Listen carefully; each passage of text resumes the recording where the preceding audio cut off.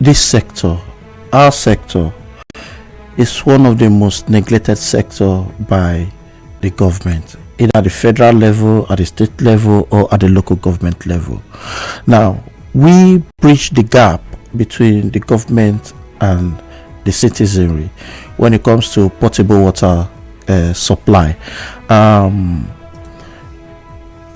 We have tried our best in one way or the other to see how government will partner with us to make sure that these places you mentioned have access to potable drinking water.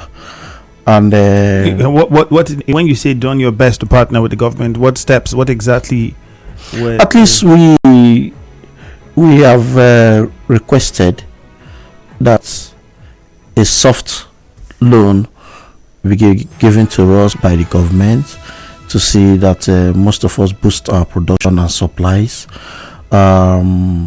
even grants.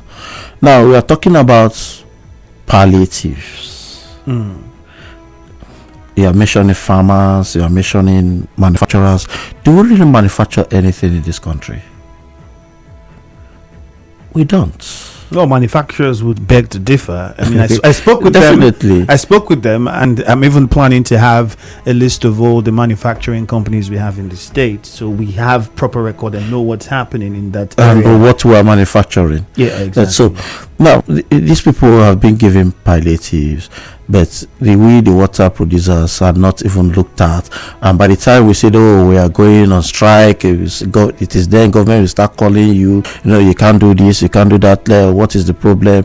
Blah blah blah. And when you talk at the end of the day, they'll say, "Okay, we'll get back to you," and nothing is done. So you're saying with all of these difficulties in production and cost of production and the palliatives that the federal and state governments and even local governments are looking at, because I know they're trying to subsidize transport, no conversation has been held with you with regards to how we can have affordable water, and not just affordable but quality water as well, because we already seen where this is heading. Yes, nothing has been done in this regard, and we are not asking. When you talk about palliative, we are not really asking you should give us $1 billion or whatsoever.